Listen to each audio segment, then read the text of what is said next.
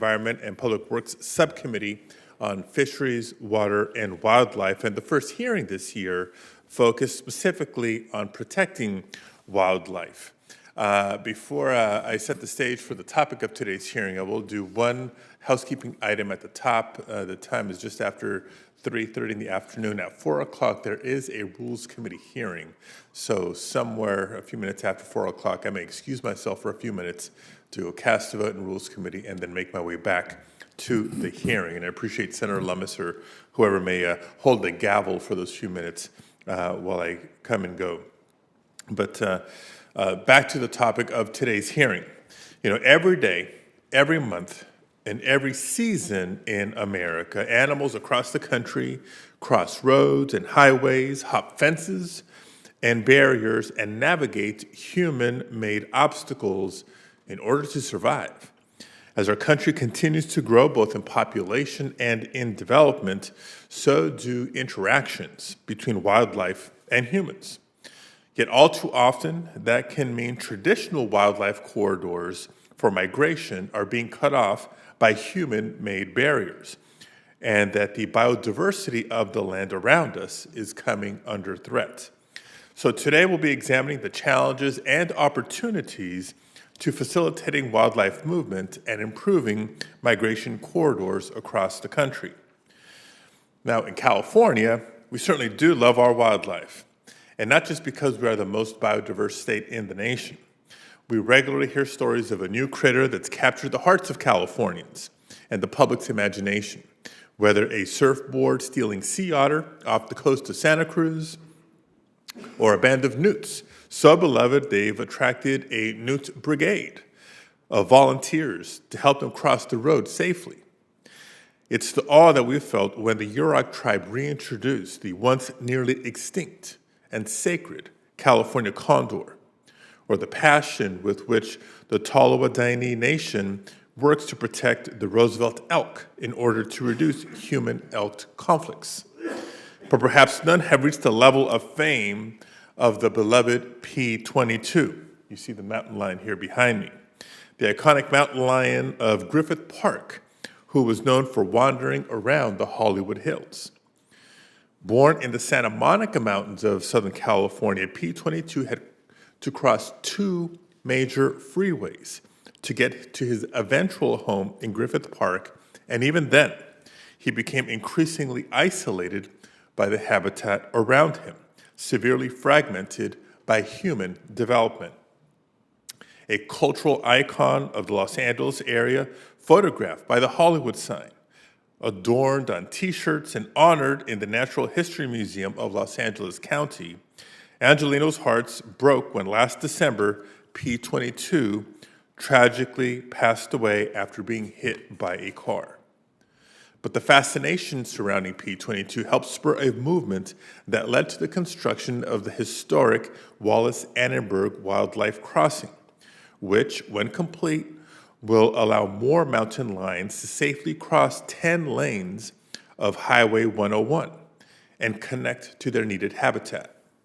The truth is, while they might not all attract the same following as P-22, stories like this happen every single day across America, whether for daily or seasonal migration or being pushed away by a climate in crisis.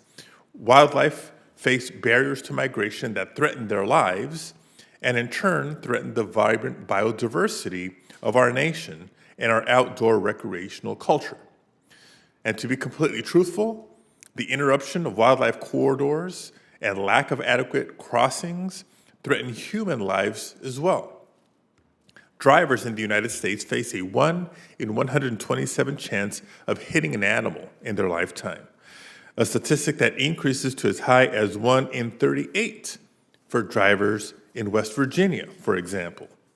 It's estimated that wildlife-involved crashes kill more than 150 drivers every year in America, with millions of auto claims made for animal collisions on top of that.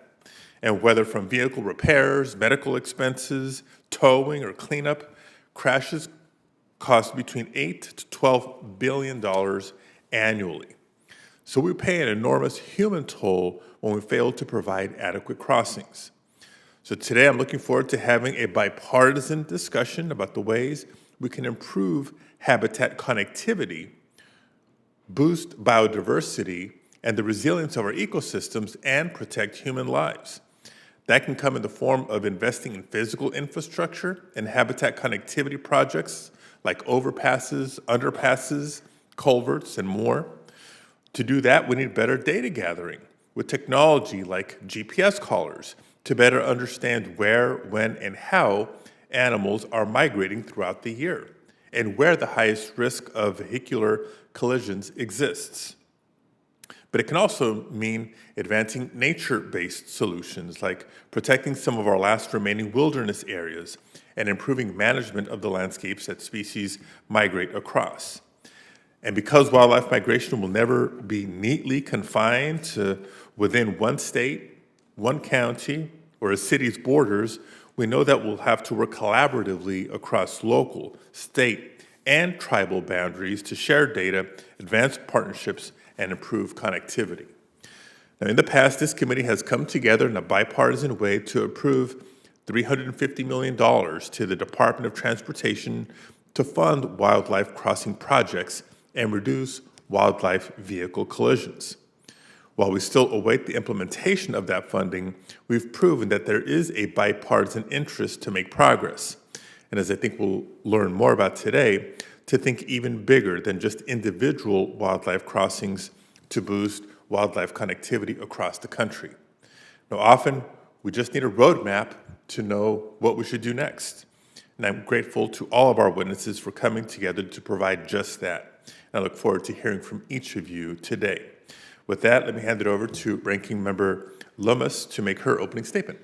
Well, thank you, Chairman Padilla. One of the really fun things about having you as the chairman and getting to be the ranking member with you is, of course, California is the most populous state, mine is the least, but how similar the problems are. And yours are more exacerbated by dealing with the amount of traffic that confronts your wildlife populations.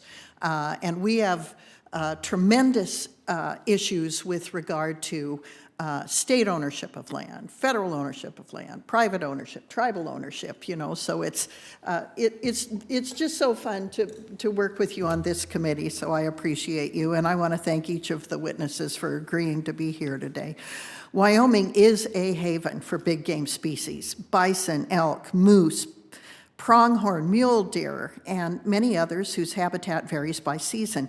Wildlife migration corridors allow these big game species to move between seasonal ranges, of which there are many in Wyoming.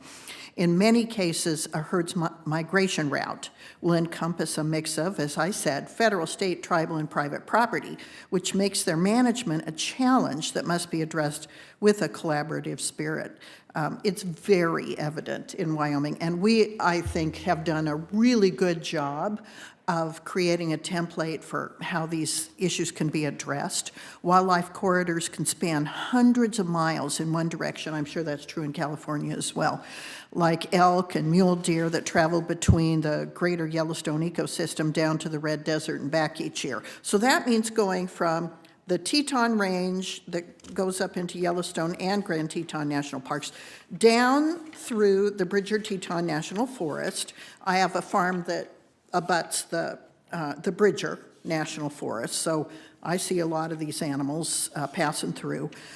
Then it runs down to residential areas near Pinedale, Wyoming, then to the checkerboard lands near the Upper Green River Basin. Checkerboard means the Union Pacific, and so there's federal land mixed in with UP land and private land along the railroad, and that includes state and private lands and federal lands. And then it ends up on Bureau of Land Management land in southern Wyoming. And if you travel between like Pinedale, Wyoming and Jackson, you will see overpasses for the antelope because they don't like to go through a culvert. You'll see underpasses under the roads for deer because they don't want to go over. And I think we've done a really good job, especially along that particular migration corridor, of addressing these issues. So that has meant working with the National Park Service, U.S. Forest Service, Bureau of Land Management, state and private lands. So identifying and maintaining these corridors really take collaboration among all stakeholders, and that's got to even be more difficult in California with your big populations. That's why I'm so pleased we will be able to hear today from Richard King. Richard, thank you so much for coming. Richard is the Chief Game Warden and Chief of Wildlife Division at the Wyoming Department of Game and Fish. Mr. King has worked at the Wyoming Game and Fish for 21 plus years, and his expertise in on-the-ground wildlife management will enhance today's conversation because he's worked directly on the issues that I just discussed. In 2018, then Secretary Ryan Zinke over at Department of the Interior signed Secretarial Order 3362, which directs Interior's agencies to work with Western states to enhance and improve the quality of migration corridors. The order rightfully keeps states in the driver's seat, as states have primacy over their wildlife. It also calls for the respect of private property rights, ensuring the continuation of a voluntary-based program. And that's how I believe it should be done. I used to be involved with the Western Governors Association. These issues come up at WGA a lot. You know, California's a member of Western Governors Association, so we worked with all the Western states on some of these issues. Wyoming continues to lead the way in collaborating with federal land managers, private landowners, and other stakeholders to complete important habitat conservation work in a voluntary, incentive-based manner. In 2020, Wyoming Governor Mark Gordon signed the Wyoming Mule Deer and Antelope Migration Corridor Protection Executive Order. This order, in conjunction with the Wyoming Game and Fish Commission's hard work, implements a designation process for migration corridors with public input and the best available science. I'm proud of the Wyoming model, which relies on collaboration rather than coercion to benefit our state's big game species.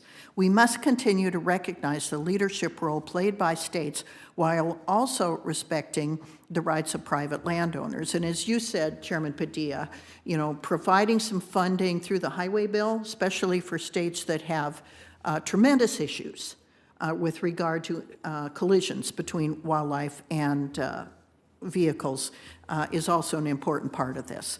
So thanks again to our witnesses. I look forward to hearing your opening statements and our discussion afterwards. Thank you.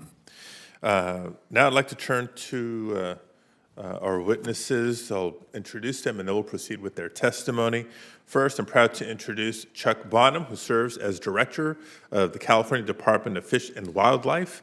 California's habitat and wildlife diversity is unequaled by any other state, so Chuck's testimony and knowledge will be invaluable to us as we consider how to improve connectivity.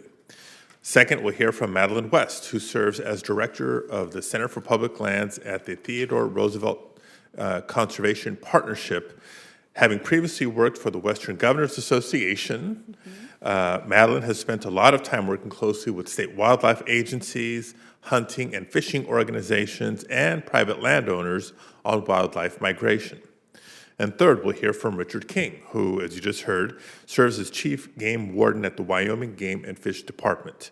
He has served at the department for an impressive 25 years.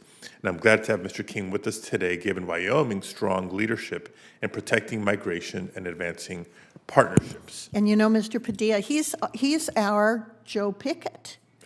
Do you know who Joe Pickett is? Remind me. C.J. Box, who is an author from Wyoming, who's written numerous books about a game warden by the name of Joe Pickett. And it's a series of books about Wyoming game warden, and he's a nationally acclaimed author. And I'll give you a copy of one of his books. Anyway, Richard is Wyoming's Joe Pickett. Very good, very good. Without the flaws. So that's just building suspense for his testimony. We'll begin with Mr. Bonham. Thank you, Chair, Ranking Member, Senator. My name is Chuck Bonham, and I am the Director of the California Department of Fish and Wildlife, which I think is the greatest job in the world. I boil my testimony down to two words today. The first is connectivity, which is the underpinning of nature, All of life needs connection. As people, we need it, our social connections in a chaotic world. Nature needs it too. But across the United States, we face a challenge where wildlife is losing the ability to migrate. From our largest animals, bears and lions, down to our smallest and everything in between.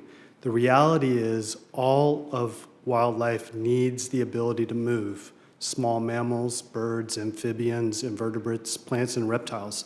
In California, we have 60 species of reptiles and amphibians like the Mojave Desert tortoise, the arroyo toad.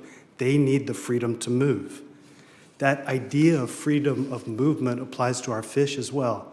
Iconic salmon and steelhead swimming upstream, running through culverts, bumping into barriers. Connectivity gives them the freedom to roam and produces benefits. Gene flow, seasonal migration, pollination, foraging. And in a scrambled world because of climate disruption, animals and plants face three basic choices. They can adapt, they die, or they can move. We as people have the opportunity to give them that movement through our decisions. And make no mistake, one huge cause of wildlife mortality is vehicle collisions. This is a glaring people problem too, yet smart investments in our infrastructure can solve this problem. That's my second word for today. Connectivity, fixable. This is a fixable problem, underscore fixable. The data speaks for itself. You do a corridor project, pick a state, Oregon, Wyoming. After the project, the collision rates drop dramatically, 80 to 90%. Our department in California has learned from other states. Mr. King in Wyoming was one of the first to forge an alliance between their game department and transportation. Arizona is doing innovative work on this. The same thing is happening on the federal front, where recently the Association of Fish and Wildlife Agencies, along with the Native American Fish and Wildlife Society and entities in Wyoming, hosted convenings to talk about doing these projects with tribal rights in mind and landowner property rights in mind. It's doable, it's fixable. Your leadership has ensured the bipartisan infrastructure law is providing $350 million annually through the Wildlife Crossings pilot program. In California, we're matching that investment and exceeding it. Just my little old department, one state department, is spending $90 million in the last 2 years to design and build crossings and fix fish barriers. When you factor in our transportation agency, Caltrans, that number jumps exponentially in the investments we're doing in California. We've got new laws that require us to inventory the corridor problems across our state highway system and create market incentives where my department, through permitting, can grant to a developer or a transportation agency a mitigation credit when they include a corridor in their development. That is true voluntary market-based resolution of a long-running problem. We see examples on the ground from Los Angeles, as the senator mentioned in his opening remarks, to Riverside County, way up into the Redwood Forest, back down in the Mojave Desert, along the coastal zone near San Diego. These are projects that pop out as things people care about and want dealt with, and it's fixable. California is like no other place. We have unrivaled diversity in every way, our people, our economy, and our wildlife. We actually have more types of animals and plants in California than any other state. Sadly, though, we also face the highest rate of imperiled species compared to all the other United States. A reason is the lack of freedom to roam. Connectivity, my first word. My second word, it's fixable. We just need to take these kinds of lessons to heart. We need to allocate the time, the energy, secure the funding, harness our people power, put our creativity on collaboration, the utilization of partnerships for science, for mapping, for engineering, design, and permitting. These projects allow us to future-proof California, other places in the West, so the angler can know salmon in the river, the hunter can know bighorn sheep, and our people can know more mountain lions wandering under the Hollywood sign in California. Thank you for your time. I look forward to questions. Thank you. Ms. West. Good afternoon, Chairman Padilla, Ranking Member Lummis, members of the subcommittee. I'm Madeline West, Director of the Center for Public Lands at the Theodore Roosevelt Conservation Partnership. Our mission is to ensure all Americans have quality places to hunt and fish. We work with partners to develop and advance policies at the state and federal level that benefit fish and wildlife habitat. Wildlife corridor conservation is therefore core to our mission. Collaborative efforts to study how, why, and where a variety of wildlife species move and migrate are underway in many parts of the country. My testimony focuses largely on big game species in the West, as that's where the majority of our work has been focused.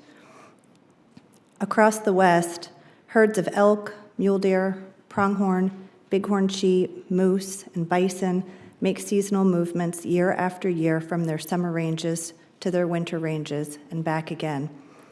Healthy, robust big game herds contribute to a way of life for many in the West, and they contribute to a $454 billion national outdoor recreation economy, particularly in rural communities, often close to public land, utilized for hunting and other forms of recreation.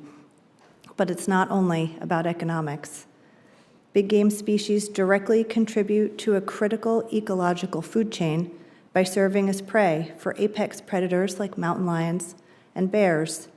And habitat utilized by big game is also habitat that supports a diverse suite of species, such as waterfowl, riparian and aquatic species, even pollinators. By making sure those habitats are conserved and connected, we give a multitude of species greater ability to adapt and be resilient to the effects of prolonged drought, harsher winter climates, and a cycle of invasive annual weeds and wildfire that we so often see in my part of the country. It's because of these broad ecological benefits that support for the conservation of big game migration corridors has persisted across 3 presidential administrations and continues to earn support from a bipartisan collection of Western governors. So back in 2008, the Western Governors Association, with leadership from the state of Wyoming in particular, commenced a multi-year effort that brought together state, federal, and tribal agencies, private landowners, industries, and non-governmental organizations for the purpose of prioritizing the conservation of wildlife corridors. At that time, the Obama administration provided resources to the states to support this locally driven, bottom-up approach. And then, as Senator Lummis noted, in 2018, the Trump administration doubled down on this work with the signing of the Department of the Interior Secretarial Order 3362 that focused on 3 distinct big game species and 11 of the western states. The order created several programs that provide grant funding and added capacity to state agencies, landowner organizations, and NGOs for research and conservation projects.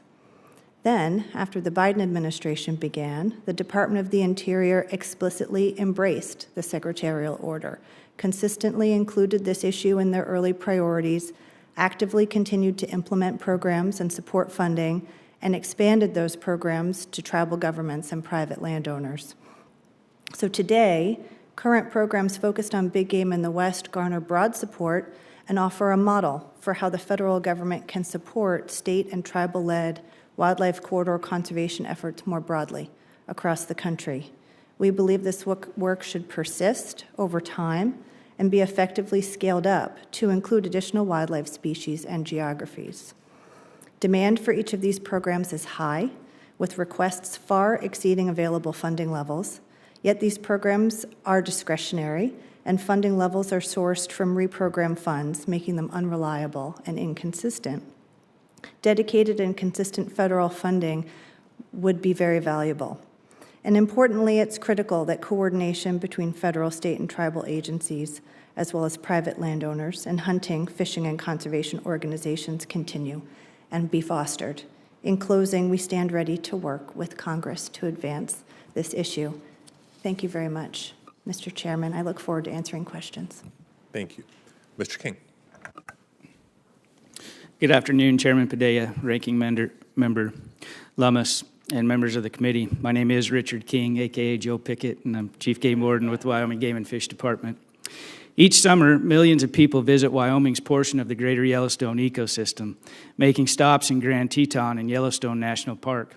These visitors are blessed with the opportunity to see a rich diversity of native wildlife on their summer ranges and can observe mule deer and pronghorn does with newborn fawns and cow elk with their less than graceful calves among a backdrop of the snow-covered Teton Range. These does and cows capitalize on lush, protein-rich foods this high country environment delivers, and in turn provides the nourishment their offspring need to grow quickly. As quick as the green wave hits this high country environment, winter returns, bringing snow and cold temperatures in a challenging environment. Triggered by increasing snow and decreasing temperatures, migratory big game begin to move out along routes learned over generations. These routes will take them to lower elevation winter ranges where forage is available on south-facing slopes and wind-swept ridges, although their odds of survival are largely determined by the fat stores they bring with them from their summer buffet. Along their routes to winter ranges, they will make short stops to rest in areas of high-quality habitat. These stopover areas may be relatively small and used only for a short duration, but are weighted heavily in the equation of survival. Some of the mule deer observed in Grand Teton in July will migrate through the private land of a fourth-generation dryland farmer in Teton County, Idaho. Some will migrate to the 2.2 million-acre Wind River Reservation, where tribal wildlife managers welcome the return and oversee the well-being of this natural resource, just as their ancestors have for thousands of years. And some of the deer will move through Yellowstone National Park, the Shoshone National Forest, and eventually find winter refuge on many small parcels of private property just outside of the fast-growing community of Cody, Wyoming. Regardless of their final destination, migrating deer will cross highways and other roads with rapidly increasing traffic volumes, exposing people to greater and greater risk of a collision. In Wyoming, our biologists, working closely with scientists at the University of Wyoming and elsewhere, have entered the era of big data, and we can now describe the routes used by migratory wildlife in detail. This ability to trace these movements allows us to visualize the importance of state, federal, tribal, and private land. The intact migrations we observe in Wyoming today reflect the habitat stewardship that has occurred and continues to occur on these lands. Former Governor Mike Sullivan described Wyoming as a small town with unusually long roads. I would add that Wyoming is a small town with unusually long migrations, and Wyoming's approach to policy starts with the recognition that our strong sense of community shapes the way we work together. Governor Mark Gordon's Migration Corridor Executive Order, which supports conservation of migration habitat while recognizing private landowner rights and multiple use opportunities, was created after carefully listening to and incorporating the ideas of private landowners, industry partners, including oil and gas producers, and scientists who have devoted their intellect to the study of animal movement. Nearly a century ago, Aldo Leopold observed that conservation will ultimately boil down to rewarding the private landowner who conserves the public interest. Wyoming is finding abundant opportunities to team up with private landowners whose working lands provide a critical linkage in the migration chain. Through our partnership with the USDA, for example, we know that voluntary, incentive-based programs with built-in flexibility and agility to meet individual landowner needs is paramount. The intact landscapes that support migration provide important ecological functions and benefit a wide diversity of wildlife from predators to pollinators. The management, abundance, and quality of our wildlife resources are deeply intertwined with important components of the state's economy, including agriculture and tourism. The study of animal migrations in Wyoming allows us to prioritize conservation efforts and highlights the need to focus our attention on working lands. These working lands are integral in maintaining landscapes where animals can move freely between important habitats, and landowners in Wyoming are eager to help conserve the ecological functions their lands provide. Conservation opportunities on working lands require strong relationships, and state and federal and private resources applied in a flexible and agile manner. I greatly appreciate your interest in wildlife conservation and the opportunity to share some of Wyoming's experience with you. Thank you, and I look forward to our discussion. Thank you very much. Thank you, all three of you, for your testimony. We'll now turn to questions. Before I begin, just want to thank Senator Ricketts for being here, and we've also been joined by Senator Bozeman for this worthwhile conversation. As we begin questions, I want to start with one relative to public opinion as it relates to wildlife and wildlife migrations. Polling has shown that an overwhelming majority of Republicans, Democrats, and independents support restoring or preserving wildlife habitat connectivity and migration corridors. First, Director Bonham, are you seeing that level of support in California? Absolutely, and the reason is pretty simple. People get it. The experience people have with our wildlife ranges, but they all intuitively connect with this idea of connectivity. And I see it in 3 ways as examples. The photo that you had behind you of P-22, the mountain lion, that lion was in the middle of Los Angeles, an apex predator in one of the largest cities in the world, stuck in an island surrounded by roads. That animal could look across 10 lanes of highway and see other mountain lions, but they cannot connect. And as a result, the population that's stranded in the Santa Monica Mountains is breeding out to extirpation. As a result of his death, and I'm the individual that made the hard decision to euthanize that animal, a movement has emerged. Citizens like Beth Pratt, foundations like the Wallace Annenberg Foundation, 3,000 people who donated to the cause, and now we'll have a crossing over 10 lanes of highway. 300,000 people travel that daily. But there are different examples. In 2022, our department sold almost 2 million licenses for hunting and fishing. I'm a fly fisherman. I've been to your great state, ranking member, for that passion. You stand in a river, you know a salmon and a trout need connectivity. And if you're a hunter and you hunt big game, you know desert bighorn sheep need broad landscapes that they can move around for their survival.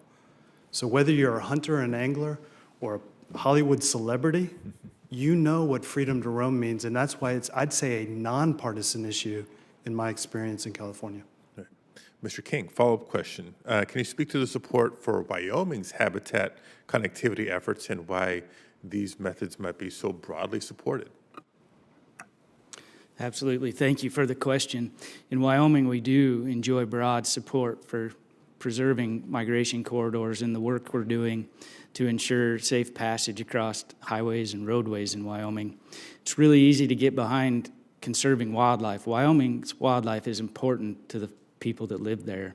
It's also important to the millions of people that visit every year. And it's easy to get behind those actions that help safe passage of people along our roads and highways. It's definitely a win-win situation. I would just highlight the work of the state's first overpass for pronghorn that was built in 2012 that was mentioned already. That was a fantastic project where pronghorn that have been crossing there for thousands of years were able to continue to do so, and yet the safety for folks traveling on that highway has been increased significantly. So the support is definitely there. And finally, Ms. West, based on your work and research, why do you believe there's such strong bipartisan support for this issue, and why is it important to TRCP? Thank you, Senator.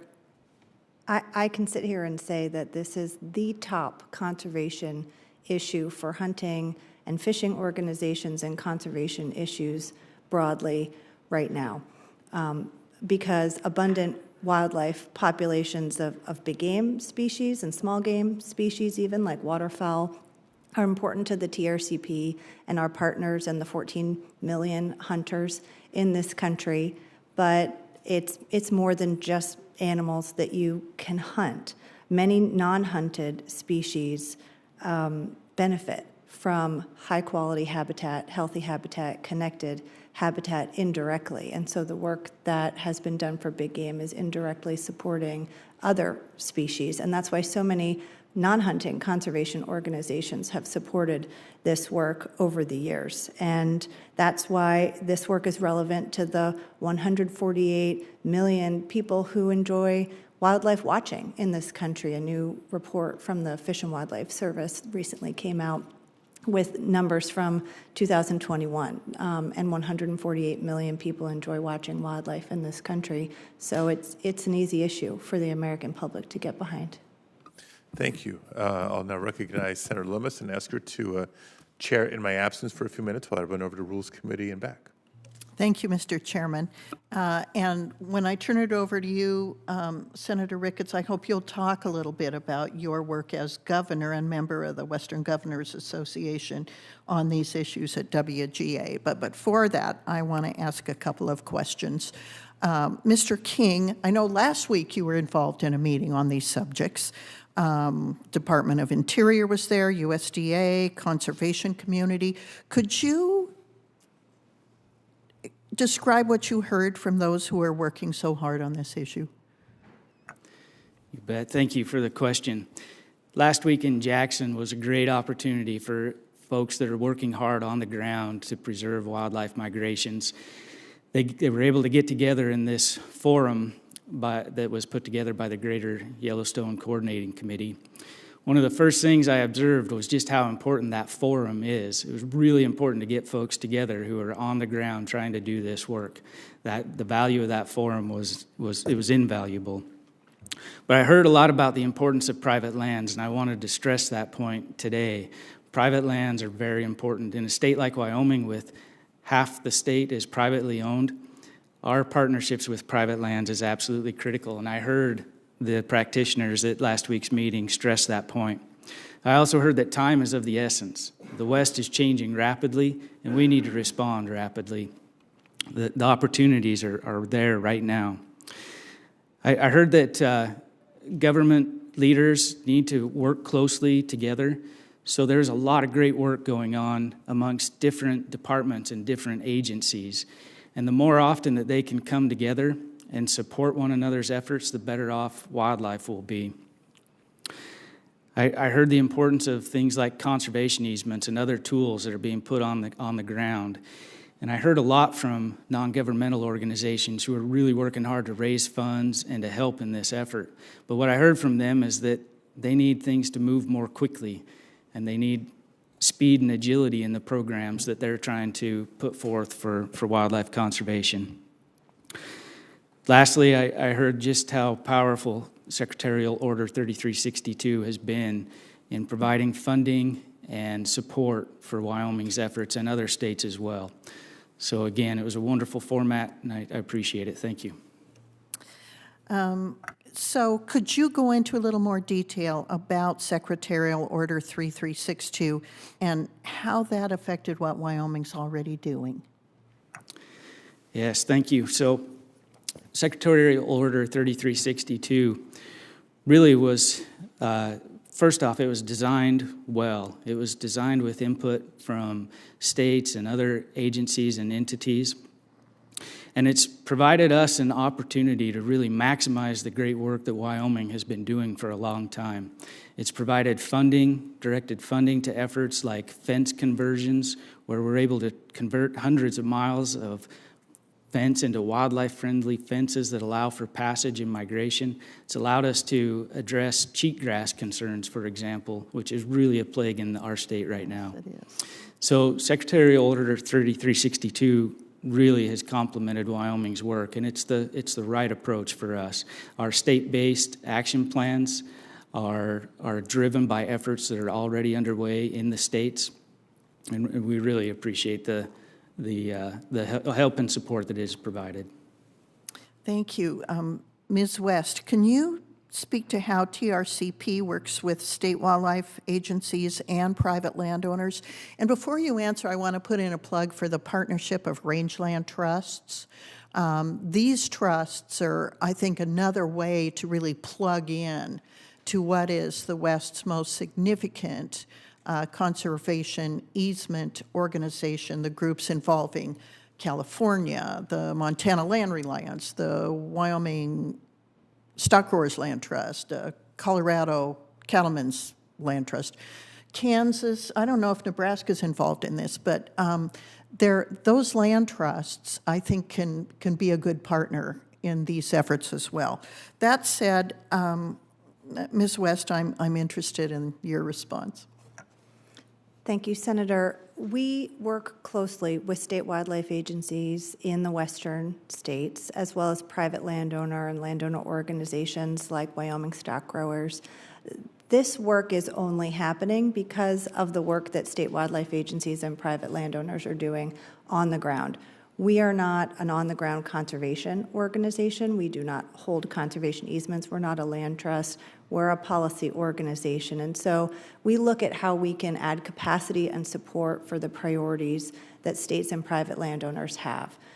So in the context of wildlife migration corridors, when the states have shown leadership around this work, we've been working actively to make sure that support for Secretarial Order 3362 continued. When the Biden administration came in, that the funding for the several programs that has really been funneling money to states for research and data collection and added capacity for conservation projects continues and grows. We've been working to make sure that those programs are eligible for private landowners, like the grant program administered by the National Fish and Wildlife Foundation, which funds not only state wildlife agencies and tribal wildlife agencies, but also private landowner groups and NGOs doing conservation work like land trusts.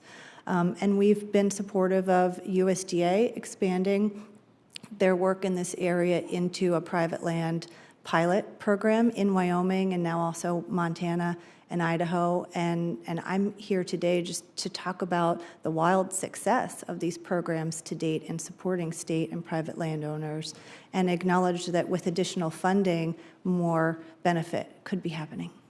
Yeah, I have encouraged the USDA and will continue to do so. If they're going to involve themselves to actually help land trusts, they've got to be more permissive, because their restrictions make landowners not want to participate, and that just dries up tremendous opportunities for conservation.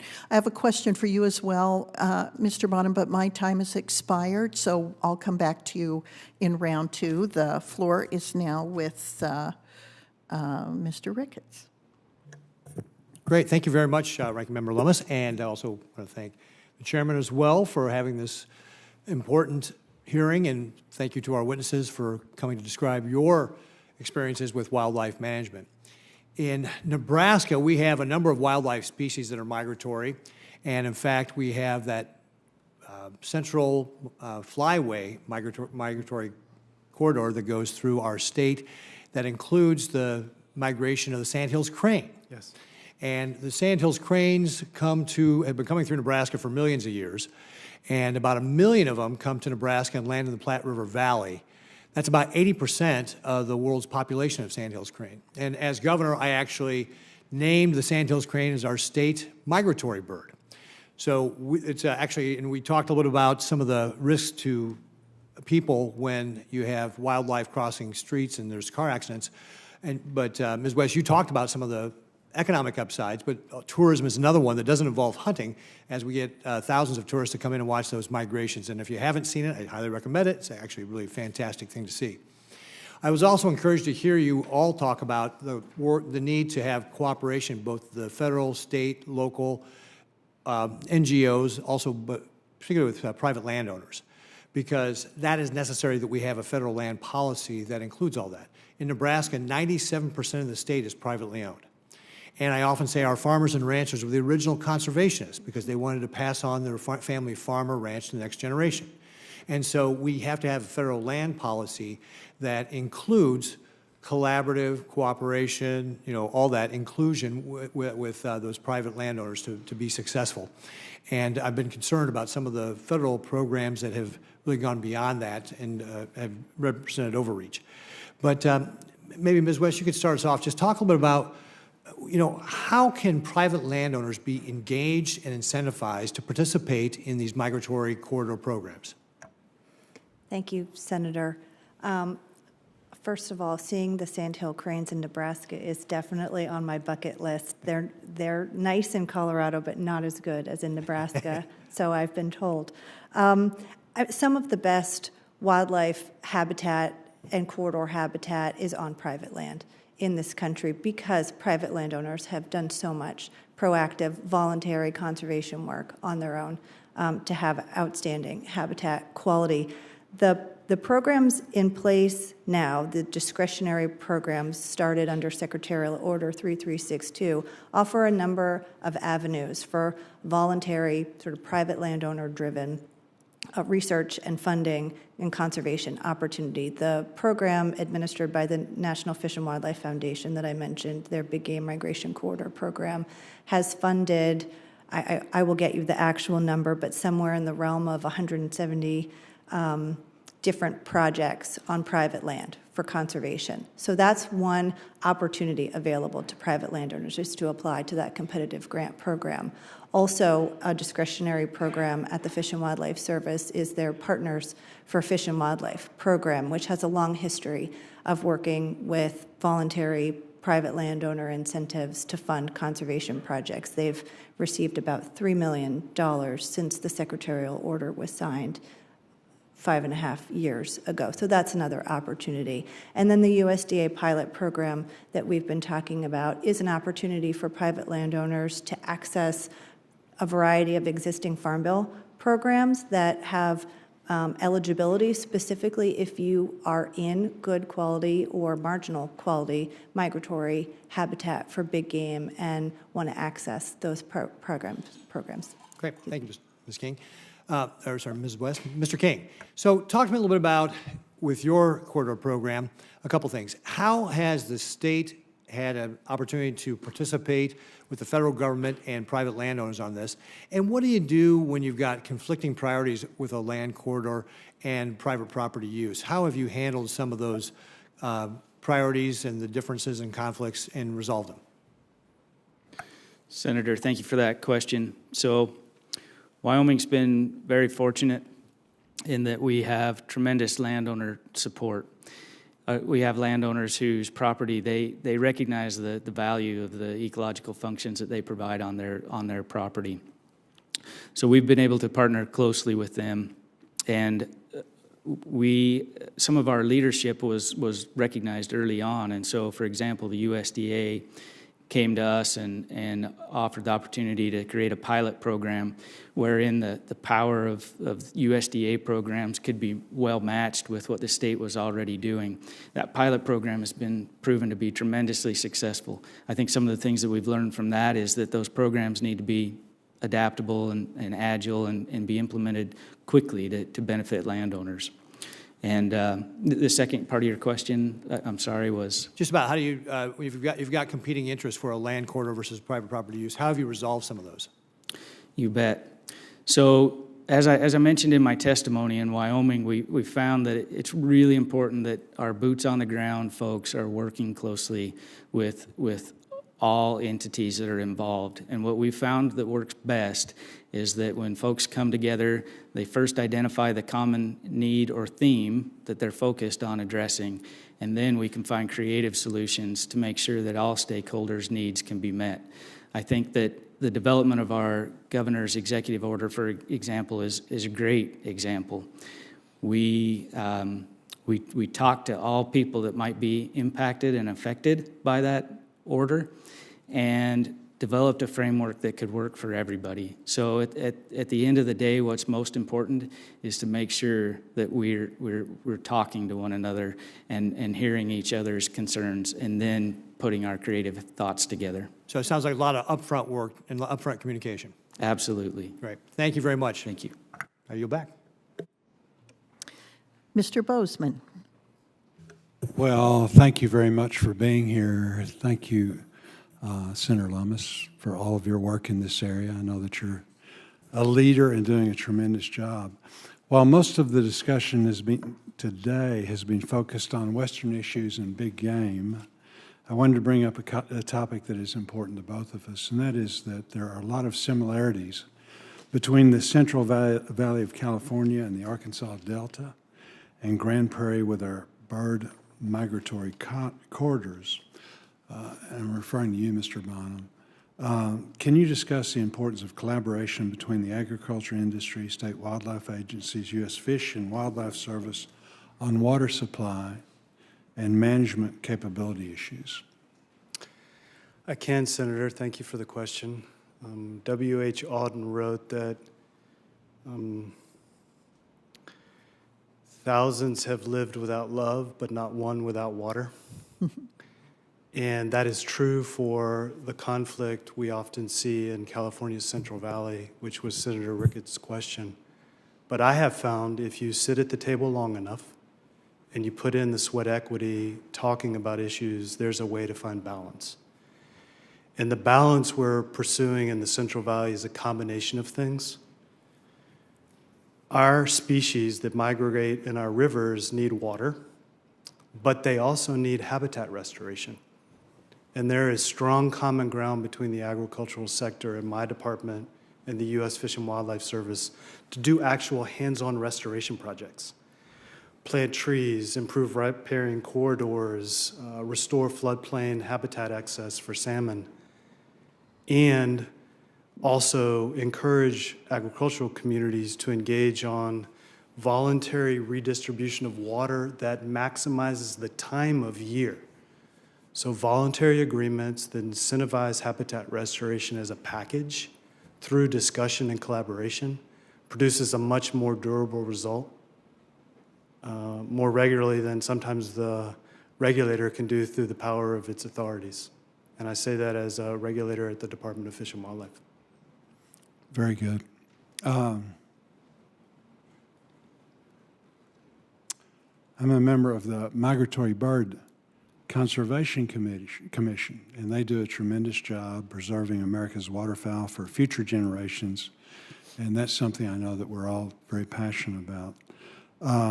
At the turn of the 20th century, overhunting, neglect for wetlands, the list goes on and on, really decimated the U.S. waterfowl populations. Migratory Bird Commission was created in 1929 and has been a tremendous success, and it's really been successful due to effective cooperation between state and local governments and the federal government. How do we take some of the other programs or create new programs that build on that model? You guys can all jump in and just kind of, again, it is a good model. They have been very, very successful. If I might, Senator, I think the Secretarial Order 3362, which has been raised several times, is a perfect example of federalism. It happened here in Washington, but out at the state level, it's our state agencies, Mr. King's state agency, that has the data, that has the relationships, that has the staff that sit on the back of the tailgate, shooting the breeze at the end of the day, trying to figure out solutions. And when you combine what's going on at our agencies at the state level with kind of guidance and policy direction from above, you integrate funding sources and you really incentivize partnerships, you can fix the problem. And that's playing out in this wildlife corridor space. So I think it's the integration of the local knowledge, the state data and science, the guidance from DC, a soft touch, not too much of a hard touch, and infusion of investment where everyone's matching funds, public and private, and we're doing projects. Very good. Thank you, Senator. I concur with Mr. Bonham, and I'll just add there are a number of sort of regional and locally driven organizations working like the Migratory Bird Commission. There are a series of joint ventures supported by the U.S. Fish and Wildlife Service, but really that bring together state and NGO and landowner organizations in that region to address the issues to migratory birds in that specific region and come up with solutions. And when it comes to migratory bird corridor conservation, migratory birds are very similar to big game. You know, they need to travel from their summer ranges, long distances down to their winter ranges, and they need places to stop along the way. There has been a significant amount of data collected about migratory birds and waterfowl, but not to the same extent as there has been for some terrestrial species. And if the existing secretarial order programs and the funding that they catalyze and the capacity that they've brought to organizations to do research and mapping was expanded to include birds, I think that would go a long way to helping our understanding for what they need to really thrive into the future. Very good. One of the things that you all can help me with is that you mentioned, Mr. Bonham, the importance of water. I think we all agree with that. In fact, if you look at what's asked for regarding conservation from the USDA programs, when you get out west, 60% have to do with water. And so I want to preserve that and make sure that in the next Farm Bill that we have the ability to continue on. Carbon sequestration, all of those things are so important, the different deals, but water is a big deal. And again, it depends, so much of the Farm Bill is regionality, yes. Different regions. You can't do a one-size-fits-all. So I need your help regarding that. The other thing that I need your help on, will you not yell at me if I... You go right ahead. Mr. Bozeman, of course, is the ranking Republican on the Senate Ag Committee. He's been working for the last year on this 5-year farm bill. In about an hour, the U.S. House will be voting on a continuing resolution that will include, as I understand it, an extension of the farm bill so Senator Bozeman can continue with his good work. And I want to thank you so much for your outstanding work on the Farm Bill and wish you well. And with that, you may proceed. No, I appreciate it. And again, nobody is more of a champion than you. We had the opportunity to be in Wyoming and had a great visit. It was very, very successful. The only thing that I wanted to say also that I think is so important, when we look at the USDA programs, and this isn't about, the people or whatever, they do an excellent job. We make these things way too complex. Mm-hmm. So, the grant process, it shouldn't be that if you're interested, that you have to get a grant writer to do it. And by the time you get it done, it takes forever. And then once it's actually, received and said, you're good to go, it might take 2 years before it's implemented. Yes. But that's an area that again, these are low-hanging fruit that we need to work together to make these programs more successful, and I think are really important. Senator, if I might 100% agree. I come to my position from the private sector. I've been at it 12 years, so I can't use this excuse much longer. We make it too complicated for those that are entering our pathways, and this is showing up in wildlife corridors as well. At the end of the day, when you build a crossing, it's a construction project. Right. You've got to deal with procurement, design, build, and contracting, and we could save a ton of time through efficiencies just in the management of projects. And that translates as well into the farm world, as you know. Thank you for your leadership on the Farm Bill. And we're confident that the tools in that bill, like easements, will help us both in the water space and in the wildlife corridor space. Good. Thank you, Senator Lummis. Thank you again for your work on the Farm Bill Thank you, guys. And on these issues. Well, we appreciate all you guys do very, very much. Thank you. Senator Sullivan. Thank you, Madam Chair, and I want to thank the witnesses for being here. I'm somebody who's an avid outdoorsman. I was the former commissioner of the Alaska Department of Natural Resources, and I support proactive approaches to conserve wildlife while keeping public lands open to all Alaskans and Americans and managed for multiple uses. But in my state, too often we have outside groups who come up and tell everybody how we should be running our state. They especially tell the native people in Alaska how to run their lives. We call those groups eco-colonialists. Eco-colonialists. I hope there are no eco-colonialists here, because it's kind of people with power come up from the lower 48, condescendingly tell Alaska natives who've been living there for tens of thousands of years what's good for them. A lot of eco-colonialists, in the Biden administration. So in the pick and choose approach to consultation is just remarkable to me, particularly as, again, it relates to Native people. So, Ms. West, I want to I want to describe to you the following federal processes as coordinated efforts between federal, state, and tribal agencies, private landowners, and other organizations, as you state, are needed in your testimony. So assume a hypothetical, one that included no outreach or consultation to any federally recognized tribes, despite this being required by law. So that's kind of category A. The other, category B, included 36,000 public comments, 50 letters to federally recognized tribes, 30 public hearings, and 30 consultation meetings. Which one of those, pursuant to your testimony, would you think is the better approach with regard to just federal management, but also respecting Alaska Native people? You have a sense? It's a pretty easy question. Senator, in your hypothetical scenarios, I would pick option B. B, good. That's a good answer. I think every American would. The person who doesn't, though, is Secretary Holland. So what I just described was Secretary Holland's outreach, lack of outreach to any Alaska Native groups on their ANWR and NPRA proposed new regulations. None. Zero. This is the administration that overturns all of the Trump records of decisions in Alaska based on no consultation, and then they don't consult. The hypocrisy is just unbelievable. The second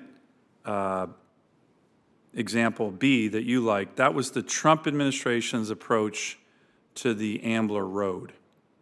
So again, the ironies here are just incredible. Let me just open it up to all of you, Mr. King, Ms. West, Ms. Bonham, or Mr. Bonham.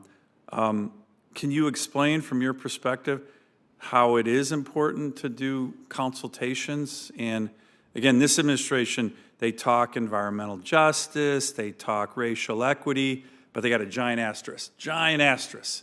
If it's for Alaska Natives, they don't get any justice. No racial equity. Why? Because a lot of those groups want to have resource development, want to build roads, want to, develop their economy. And the Biden administration is like, hell no, hell no. So what do you guys think about consulting, especially with federally recognized tribes, but other stakeholders, and how important that is in the process that is all about the core element of this hearing, which is improving migration corridors?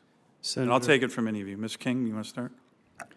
Senator, thank you for that opportunity. And I'd highlight this chart and graph that we brought. This highlights some elk migrations out of the greater Yellowstone ecosystem, and that ribbon graph at the bottom demonstrates how they move in and out of so many different land jurisdictions during their seasonal migrations. And I think it just highlights the point you're making, that there are a lot of folks involved in conserving wildlife in the states. And so as we look to conserve wildlife, you can't just focus on one aspect. You can't just focus on federal lands. You can't just focus on state lands. You have to incorporate the entire ecosystem, and that requires a lot of outreach and a lot of boots on the ground and a lot of conversations and looking for those ways where we can put creative solutions into action. And we won't find those creative solutions unless we're sitting at the table talking face to face. And so we've seen in Wyoming that's absolutely critical to getting work done, is just sitting down with folks, finding out the common themes, common threads, and then being creative about the best solutions for everybody. Great, good. Yeah. Senator, if I might, Chuck Bonham from the state of California. I'm flying home this evening, assuming I can make it from here to DCA, to tomorrow morning preside over a Wildlife Conservation Board meeting where my department will return ancestral lands to the Fort Independence Indian community. Good. One of 4 Paiute tribes in the Owens Valley on the east side of our Sierra Nevadas. I'm looking forward to that. It took many years of conversation to realize the harms my predecessor had produced and how to cure them. But And in did the you learn about those through consultations with those groups? yes, And respecting those groups? Again, the feds in my state, they just, the Senator, Alaska Native people, they get ignored, right? That's almost 20% of the population of Alaska. They talk a big game on racial justice, racial equity, environmental justice, and then they ignore, Deb Haaland ignores the Native people of Alaska more than any other Secretary of Interior probably in history. I appreciate that feedback, but from California, I can tell you, having spent a lot of times at the table with federally recognized tribes in the Klamath River Basin, including the Yurok tribe, the Karuk tribe, and the Klamath tribes, that the Department of the Interior and the state of California and the state of Oregon have figured out a way to do a corridor project. Next year, we will open up access 400 plus miles of habitat for salmon and steelhead in the third largest producer of salmon on the west coast, the Klamath River. So I understand your frustration in Alaska, but I'm also thankful for your question, because today on corridors, wildlife corridors are a fixable problem around the United States with time, energy, and partnerships. Good. Ms. West, you have a comment at all? Thank you, Senator. I'll just add the beauty of the migration corridor programs that were put in place by Secretary Zinke and Secretarial Order 3362 is that it puts the federal programs at the service of the states and the tribes who are leading on the work. So the states and tribes raise their hands and volunteer, or actively, I should say, pursue federal funding and capacity to advance their priorities, their migration corridor priorities, get capacity from the U.S. Geological Survey to collect data on movement and turn that into maps where perhaps they don't have the internal capacity, but they have access to experts at USGS who can do the work with them collaboratively. There's a number of programs in place that really are at the service of the states and tribes who are leading on this work, and that's what I think is very unique about this effort and why it has garnered a lot of support. Good, thank you. Thank you, Mr. Chairman, and I just would ask, and I know the big chairman's here as well, not just the subcommittee chairman. But this is a really important issue. My state is being slammed. The Department of Interior keeps reversing previous administration records of decisions because there wasn't enough consultation. And then they don't consult at all. I mean, it's unbelievable. It's so hypocritical, you can't even believe it. And I would love to have a hearing on it and bring Secretary Haaland here and say, why do you ignore the Native people of Alaska? You just ignore them. She does it all the time. And she does it because they want to develop their resources, and she doesn't want to let them. And it's an outrage. And I appreciate the witnesses for their good, thoughtful testimony on this topic. Senator Lummis for a comment before recognizing Senator Carper. Thank you. I might point out that Mr. Bonham ran the Trout Unlimited before he was at California Department of Wildlife. And Trout Unlimited really has an extraordinary reputation in this country for work on collaborative efforts and with private landowners.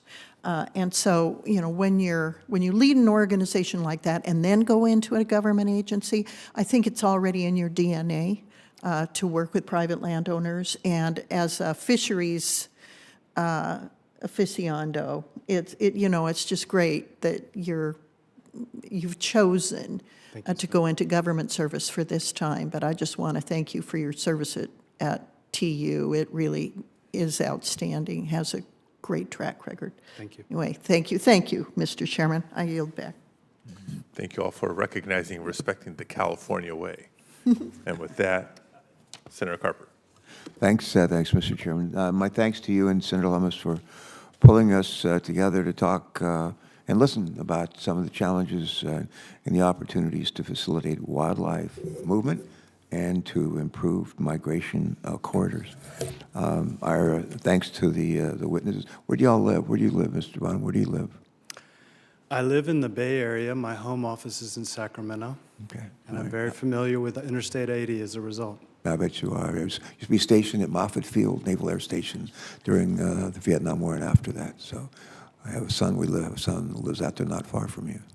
Ms. West. Senator, I live in Denver, Colorado. Okay, thanks. Senator, I live in Laramie, Wyoming, at the 7,200-foot elevation of I-80. Okay. All right. Well, we're glad you're all here. Thanks for joining us and give us a chance to consider something that's important to us in Delaware and across the country. We've heard a fair amount about successful programs that are focused on big game migration in western states. I want to talk a little bit about eastern states, and Delaware is one of those, although I've lived all over the country. But what can eastern states like Delaware, like my native state of West Virginia, and others learn from what has worked out west and maybe what is not? I'd like to see find out what works and do more of that, find out what doesn't work and don't do that. So that question, Ms. West, why don't you lead us off? What can we learn? Thank you very much, Senator. I think we can learn that when the federal government supports bottom-up, locally driven conservation priorities, it can be a wonderful combination that leads to success. What we've seen with big game in the West is a series of federal programs that incentivize state and tribal agencies to do wildlife conservation work. They build capacity when those agencies don't have the staff or expertise necessary, and that has led to significant conservation outcomes. These programs are easily scalable to include additional geographies like the beautiful state of Delaware and additional species. All the programs, you know, with the strike of a pen, you could expand the scope of the work and it would be applicable.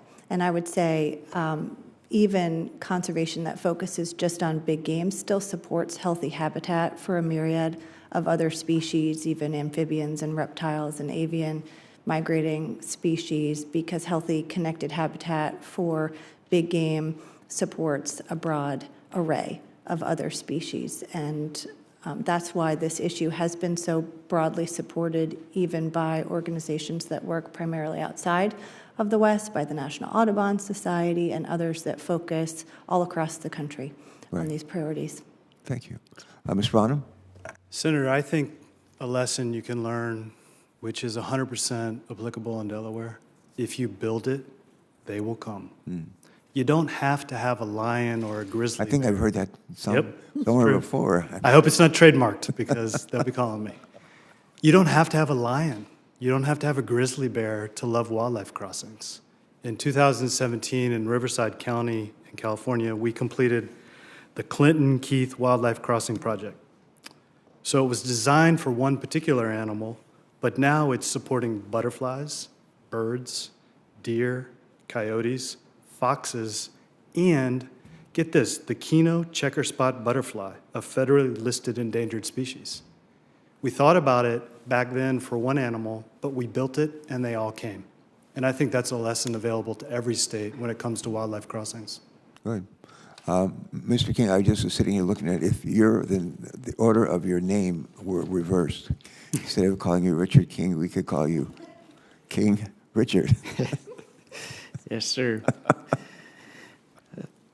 Yes, relief on a serious subject. I appreciate your consideration and asking for help in terms of lessons learned. And while I'm not familiar as much with the East Coast as I am with the West, one, I do know that you have a lot of private property, and I know that that's where the conservation values really lie. There are lots of opportunities on private lands. And in Wyoming, what we did was we went to private landowners and asked them, what do you need, and how can we help, and what will encourage and incentivize you to provide these conservation benefits on your private land? And then we built programs and partnerships to provide that. So my recommendation is simply to have boots on the ground and meetings face-to-face and meeting landowners where they're at and recognizing those significant values that private lands play in conserving our country's wildlife. Good, thank you. Mr. Chairman, can I have time for one more question, please? Mr. Chairman, of Yes, course. thanks so much. Question on wildlife corridors and endangered species, and this would be for each of you again.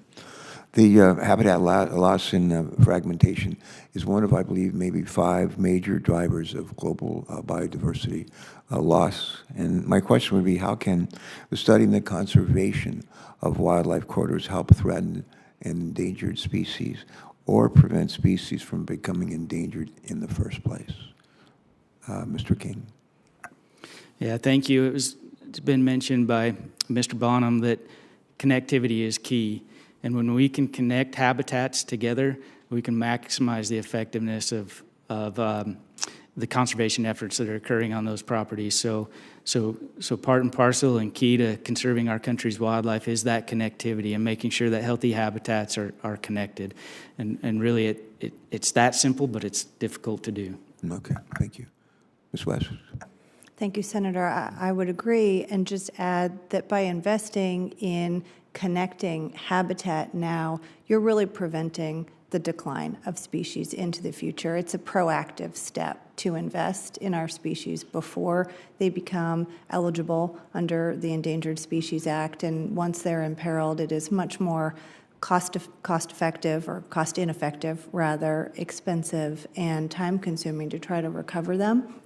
But if we can look at habitat connectivity and the movement of wildlife species and create that interconnectedness and give species more ability to adapt to changing habitat conditions over time, we're setting them up for future success, and we're preventing declines that are very difficult to reverse once we get there. All right, thanks. Mr. Bonham? Senator, same answer, different words. I forget if I've mentioned, I've actually been director 12 years, which makes me the longest serving ever, and I think now the longest serving state director. Does it seem longer? Oh. And I've lived through catastrophic wildfires, epic biblical drought, and so many things.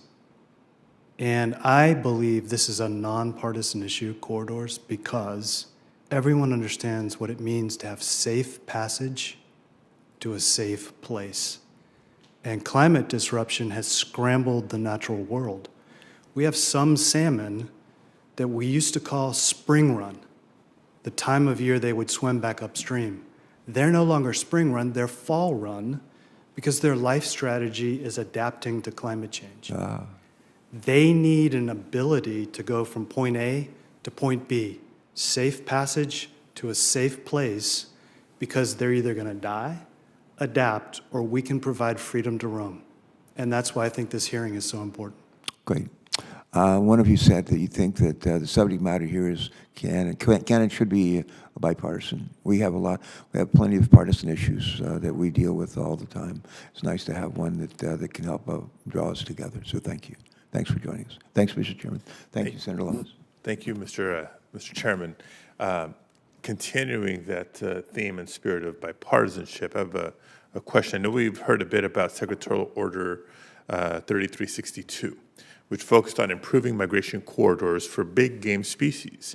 It's important to note that this order was issued under the Trump administration and was continued under the Biden administration, showing the broad support for wildlife movement corridors. My question is more specifically about mapping. Ms. West, since the order was issued, how was research and mapping improved, and have these improvements led to on-the-ground projects, and how can Congress further support these efforts? Thank you, Senator. The timing of the signing of the secretarial order coincided with a massive advancement in GPS technology in general, so it really was the perfect timing to be providing funding for increased data collection and mapping work. Even 10 years ago, GPS collars would only show you where and how animals move with a little blip every 12 hours. And now you can get hourly pinpoints that just help you really see specifically how and where and why the animals are moving across the landscape and using different components of their seasonal habitat along the corridor. And I mean, that's just incredibly valuable information when you're trying to figure out how to spend limited conservation dollars on the ground. You can justify the need much better with this really accurate data, and you can, I think, demonstrate a greater return on investment for the conservation funding that you have spent, whether it's on fence removal. Oftentimes we talked about working with private landowners. If you go to a private landowner and you show them the maps and the actual data, and they can see how their fence might be impeding a corridor, they had no idea before. And once they know, then that's when the roll up your sleeves and find a solution work that my fellow panelists have talked about can really happen. And so the secretarial order catalyzed that in a few different ways. Funding through the National Fish and Wildlife Foundation grant program can support that work, but also the U.S. Geological Survey and their corridor mapping team brought not just resources in terms of money to the table, but actual technical capacity and expertise to many state agencies that just don't have that level of GIS capacity. And so they've been able to map 66, I believe it's 66 different migration routes and corridors just in 11 Western states in the last 5 years. So that's pretty significant information. Thank you. Mr. Bonham, anything from California's efforts to improve data that you'd like to share? Yes. So mapping results in direct action in the field. And here's an example. So our Department of Fish and Wildlife has worked with academics and also the National Park Service in the Mojave Desert. I-15 connects Los Angeles to Las Vegas. I hear the Olympics are coming to Los Angeles. It's a highly transited area. There's a private company, Brightline West, building a high-speed rail to connect Las Vegas to Los Angeles. We have desert bighorn sheep on either side of both the highway and the future rail. Not good for the sheep. The mapping, working with tribes, federal, state agencies, allowed us to identify 3 specific spots along that corridor where we now have a public-private partnership. I believe the commitment of 2 states, Senator Padilla's leadership. Next year, we're building 3 overcrossings over I-15. So when people go back and forth between Los Angeles and Las Vegas, they can see a crossing and realize desert bighorn sheep and a host of other species will be able to use it because of the mapping. Thank you. Senator Lummis. Thank you. First of all, I want to thank you all for coming and testifying today. Your expertise is very much appreciated and needed by us. So my question is this. Think about your audience here. You're talking to the United States Senate, who don't have your level of expertise or your boots on the ground experience on this issue, but want to know what we can do to help you do your jobs better. And that is my question to each of you. First of all, please use some time to say what you wish you would have been asked that you weren't. And also say, what do you want us to know that would allow us to help you? Mr. Bonham. I could use your help on 3 things, and then I'll tell you what I wish you had asked me. First, I do think there's value in considering memorializing the secretarial orders in the sense that congressional direction motivates. Second, Ranking Member Lummis, it's not just a money issue, but these are construction projects, and they cost. Yeah. The Bipartisan Infrastructure Law sent $350 million to the Federal Highway Administration. My department is spending $90 million. We're going to need an infusion of capital when it's warranted. Third, one of the biggest challenges is collaboration between government entities. For far too long, Richard and I have been talking in the wildlife space, and we need to have this conversation with the transportation space. Mm-hmm. We need to be encouraged, cajoled, persuaded, motivated. It's the 2 entities, wildlife and transportation together, that can change this dynamic. Here's what I wish you would have asked me. When would I like to come to Jackson and go fishing with you on the Snake River? That can be arranged, and I love to fish, even though I'm a lousy fisherman. Me too. But I suspect that is not true. You're welcome anytime, and I would relish the opportunity. Thank you. Ms. West. Thank you. And Senator, I'll just say I know a number of outstanding anglers that we could provide to make the trip valuable for you both.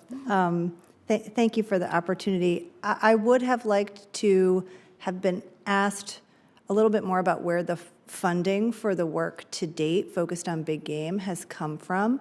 It's been the programs under Secretarial Order 3362 have been discretionary in purpose and have been funded with reprogrammed funds, which means every year my good colleagues who are relying on this funding and their colleagues in other states and tribes wonder if there will be another year of funding.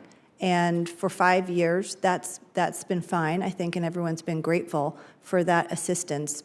But we're at a point where I think we can claim success, and it would be really valuable to the project proponents who are working on crossing projects or fence removal projects to be able to plan years out, to have some dedicated, reliable funding so they can work on multi-year projects, because research for all kinds of wildlife takes more than 1 year of data collection to really have a good sense for how things are going.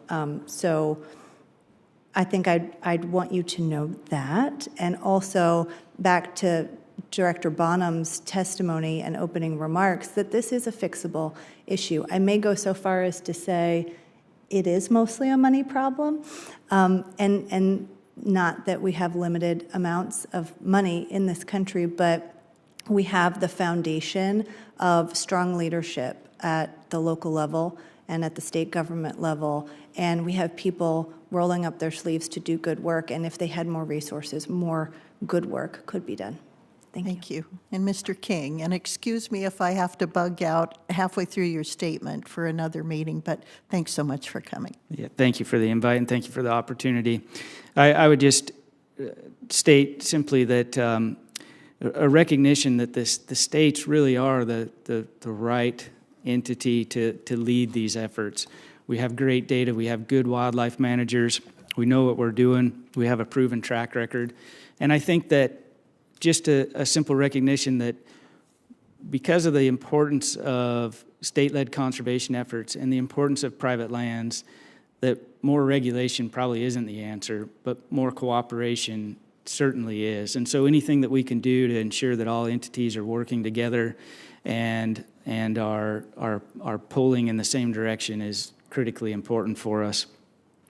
And I think lastly, just to reiterate that recognizing that this really is a multidisciplinary effort. It does involve transportation departments, it does involve wildlife agencies, it does involve extractive natural resource producers and private landowners. There's a lot of people that play a role in wildlife conservation, and the recognition that we can achieve great things if we work together is probably the simple message I would leave with you today.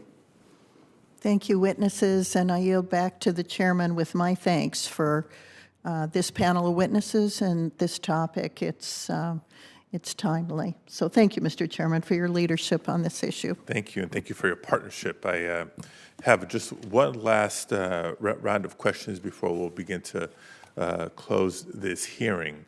As you heard from our witnesses, states are pioneering new ways to make our infrastructure more resilient and responsive to wildlife needs. But we also know that that's just one piece of the puzzle. We also have to protect the natural landscapes that are around us and ensure that we have landscape scale connectivity. Question for Mr. Bonham: how important is federal and state land acquisition to creating connectivity for wildlife, and what other ways can the federal and state governments work together to support connectivity? Excuse me. Senator, thank you for the question. Land acquisition done willing seller, willing buyer, which need not always be fee title, sometimes can be conservation easement, is an integral part of a corridor project, because it's just not the physical infrastructure you're designing. You're thinking about the ingress and egress to the structure for success criteria on your design. And that means you need to take a look at the landscape mosaic. Sometimes it's private, sometimes it's public. Sometimes you can find a partnership with a land trust that in turn is working with a private landowner who already wanted to do something with their property to benefit wildlife. 2 examples. If you've ever driven from San Jose, California out to Santa Cruz, you're on Highway 17. You know, people go back and forth. And one of the most notorious curves is called the Laurel Curve.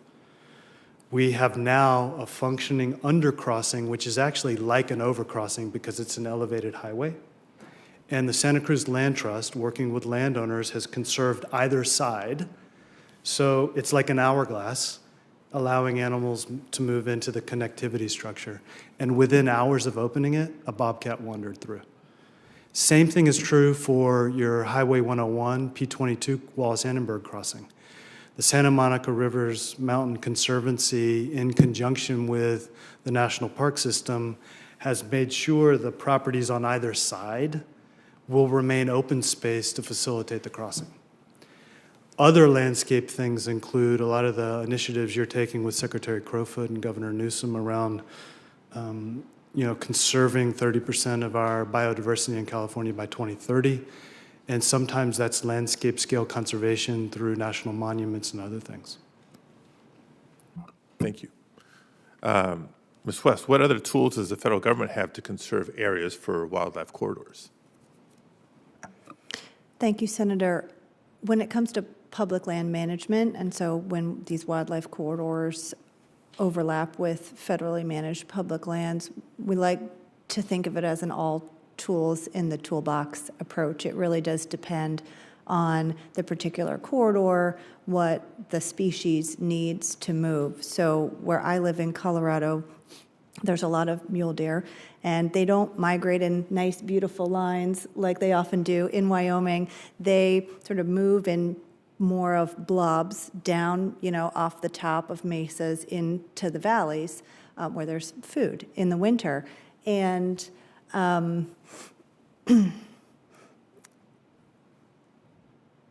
and I completely lost my train of thought. I am so sorry. What was your question? Just what other tools does the federal government have? Thank you. To support? I'm sorry. I got so distracted by Wyoming and the lovely mule deer herd. So the tools in the toolbox are different when the species migrate in different ways. So when you have a large landscape, the management tools really need to be about keeping the landscape permeable so that species can move through. And so that means you don't have to have a, fence around the whole area and prevent the animals from moving through because there's not a road to protect them from. It means that as long as you have development limited in the density of the structures, they still have a pathway to move through. So you can have roads, but they're limited in density, or they have crossing structures on them. Or if it's renewable energy development, for example, you can have a solar array, but instead of having one, large 2,000-acre solar array, you chunk it out into pieces so the animals can move through it. Where in Wyoming they've done amazing work mapping not just the migration corridor, but along the path where the animals stop over, where they might hit bottlenecks because of geographic features. You want to be more protective in those important areas that are really critical for movement, because if you cut off a bottleneck, then you've cut off the whole corridor. So there's a whole variety of tools in the toolbox, and the science and the mapping really help support what the best tool is. Thank you. And finally, for Mr. King, we've talked about the partnerships. From your experience, what kind of federal and state, for that matter, incentives might encourage private landowners to participate more in the establishment and protection of corridors? Yeah, thank you, Senator. So there are some great projects that are underway. I mentioned that our USDA partnership is one such program where we're able to stack together different programs from the Farm Bill, for example, different NRCS and FSA programs, and really anything that can incentivize and keep working lands as working lands is critically important. And so those federal programs, if they can be designed in such a way that they're attractive to private landowners, and those private landowners can take advantage of those programs and continue to keep their working lands as working lands, that's I think where we'll see the best success. Thank you. Thank you very much. There may be additional questions y'all will receive in writing, either from my office or other members of the committee after the hearing, but I want to thank you all for your participation here today in a very thoughtful and I think productive discussion here. I also want to thank Chairman Carper, Ranking Member Capito, as well as Subcommittee Ranking Member Lummis, and all of our colleagues who participated today. And I'm sorry I missed remarks by Senator Bozeman, who reminded us of the importance of waterways in this conversation as well, and the potential use of the Farm Bill as a vehicle to advance some of the ideas that have come up today. Now, as we've heard today, all across the country, the same roads, highways, bridges, and other human development that make our nation increasingly interconnected, both for people and our economy, have the effect of disconnecting the wildlife around us. By fragmenting migration routes, we endanger the lives of countless animals. We risk decreasing the rich biodiversity of our nation. We undermine our thriving outdoor recreation economy, and we even increase the risk of human life.